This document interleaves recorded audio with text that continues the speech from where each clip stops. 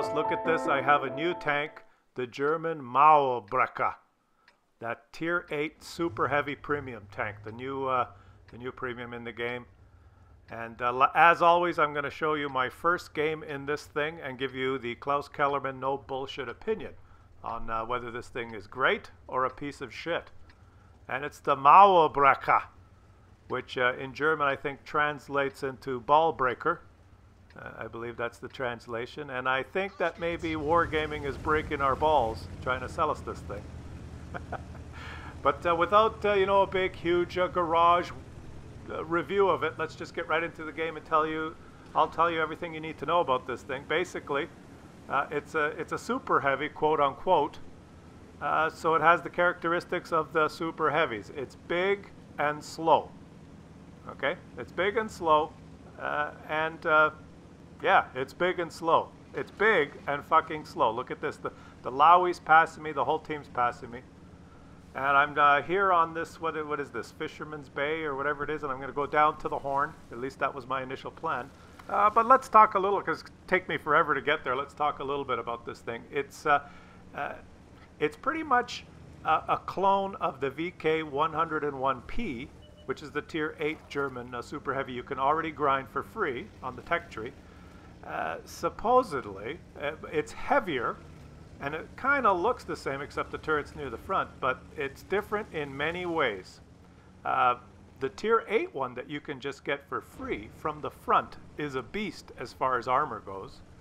This one from the front is more of a pussycat as far as armor goes because it's riddled with weak spots. Which is weird because this thing is heavier and big, you know, just as big, but okay, it's hard for me to describe unless we actually go to the garage. Let's go to the garage here. Look at this. Okay, this is the Mauerbrecher. And I mean, it looks pretty mean, right? But it's riddled with weak spots. Where are the weak spots? Well, this thing here, the machine gun port, even Tier 6s or 7s will just shoot right through it. This cupola here is weak. The front, this flat part on the front of the turret is relatively weak. The lower plate, which we won't even get into, and this little, when you're angled like this little sliver here on the gun mantlet is weak. It's easy to pen. It's got all sorts of weak spots in the front. Now let's look at the counterpart, kind of the Tier 8 regular tank that you can get on the German tech tree. Where is it here? The VK, whatever the fuck. Where the hell is it? Where the hell is it? You guys see it? I can't find it. Oh, there it is. Yeah, let's look at this one. Okay, in the tech tree. Now, this one doesn't have a machine gun port.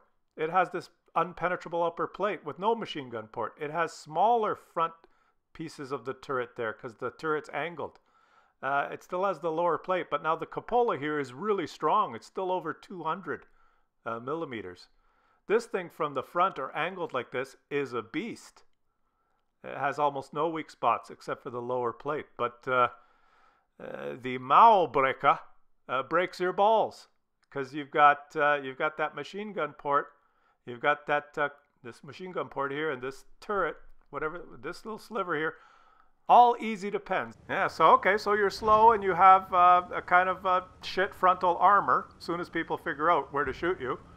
So it must make up for it in other ways, right? Well, no, it doesn't have any more HP than the VK. The gun, then. The gun must be better. Well, no, the gun is exactly the same as you get on the VK101P, but that is a pretty good gun. But it's the same gun that you get on the Defender, really, except the stats on this gun as far as aim time and accuracy and all those stats are much better than the Defender gun, but I don't know. It just seems when I drive the Defender, the gun feels pretty good, and it's all in the secret soft stats. But let me talk about the game here for a minute. There's no way I'm going to make it to the south there. Look, my whole team went down there. I'm so freaking slow that I decided, well, I better guard the middle here because no one stopped at this spot, and I don't want to, but I'm guarding the middle. Now, something else to look at here that I just kind of glanced through, that you see the cupola and the machine gun port are both on the right side of the tank. Well, let's take a shot at this guy. Now that is nice. Doing 512 damage in one shot. the gun. That is nice. Now you see here when I'm poking around the corner like a right turn like this, I'm kind of protecting the machine gun port and the cupola. You see? If I'm poking around doing a left-hand turn like a different corner like the one in the south, then I would have my weak spots exposed. So that's just something to think about. Now let's watch the game here. And let's make this guy that bought the mutant feel silly for spending $50 on that piece of shit, which I could just pen easily in his gigantic weak spot. Now look at the map here. I've paused it. Look where that Yag Tiger 88 is. And look where he penned me, in the lower plate there. Look where he is. There, he penned me right there. Look where he is on the map. He's like 150, 200 meters away. And just keep an eye on him. Let's keep watching the game. Okay. So I've been penned in the lower plate. And it's just regular ammo he used. There he is. I'm going to try and pen him in the lower plate. And you're getting niche doid. Okay, he's tracked me. Now, I could get perma-tracked here. Look where he is. Right there. And he's disappeared. I cannot see him. He could basically kill me here now. If I just shoot, if my track wheel, there he goes again. I could be perma-tracked here, so I have to use my repair kit. Okay, so this armor is not great, and now with the enemy is broken through this side here, and I'm penned again, and I've missed again. I could break into song here. Look at this. Where did that guy pen me? He penned me. I don't even know. Where the hell did he pen me? The lower plate. Yeah, look at all the holes here in the lower plate. So super heavy, you know, and regular ammo. So what's the point? You got to think about it as there's positive and negatives to all tank types, and kind of this thing has all the negatives of a super heavy, meaning that it's really slow and it's big, lumbering idiot. It has the negatives without the positives. Like the armor just doesn't hold up. So why be big and slow? Anyways, let's shoot this guy.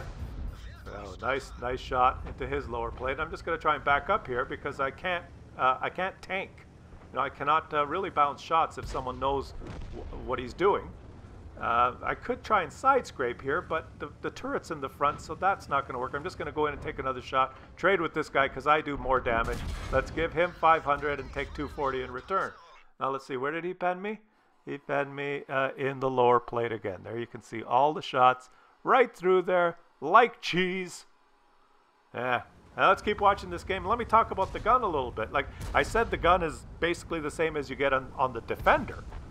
And it is. It's got the same DPM. It's got the same alpha. The Defender gets a little bit more pen, believe it or not. But it's the soft stats that are different. And the Defender soft stats are fantastic. Did you know that you get penalties, quote unquote? All the stats that you read are the stats. And they only are relevant when your tank is still, motionless, and firing. As soon as you move your turret, there's a penalty. As soon as you move your hull, there's a penalty. And as soon as you traverse your hull, there's a penalty. And each one of those penalties is encapsulated in what Wargaming calls the soft stats, the GFY stats. Now, the GFY stats on the Defender are very good. So when you're moving the turret or moving your tank, which is what you do the whole freaking game, you don't really notice that much of a difference in all your accuracy and your aim time and all those stats. So you can pull off lucky shots, right? You're driving along, you turn the turret to the right, and boom! Yeah, like no problem, comrade, right? But this, the soft stats on this thing, as soon as you move your turret or your hull or you traverse your hull, they're so bad that you'll just freaking miss all the time. The GFY secret stats. You think you're going to hit? Go fuck yourself. And isn't it ironic? My first game, there it is, Defender on top with twice as much damage as I did. So basically what you got here is a tank that has all the negatives of a super heavy, meaning it's slow and it's big and you can't ever escape anything. You can't go anywhere, more than 20 kilometers an hour. You got all the negatives, but you don't have any of the positives that offset that. Your armor is easily penned by everyone because you're riddled with weak spots. Your armor is nowhere near as good as the VK101P that you can just grind for free in Tier 8. Your gun, despite the stats, is pretty much the same as the Defender gun and exactly the same as the VK101P. Now look at this IS-6 just zooming past me here. Look at these guys just zooming past. So there you have it. My no bullshit Klaus Kellerman opinion is this tank is nowhere near as good as the one you can get in Tier 8. That's almost exactly the same, but better as far as armor goes. and it's nowhere near as good as the Defender. The Defender has just as good a gun, better armor, and is actually way more mobile. Defender could circle this thing. Now, can you imagine when you get in a game with this thing in Tier 10 and you're facing Tier 10 medium tanks? You're just an XP pinata, basically. Your turret won't even keep up with them. And last thing to do here is to give a shout out to a couple of great supporters, Sergeant Rock and Shockwave, who both gifted me this thing for Christmas. I really appreciate it, guys. I appreciate your support so much. And as far as my no bullshit opinion, save your money. Just get the Tier 8 VK 101.1p. It's way better. And if you're lucky enough to already have a Defender, well, why buy this?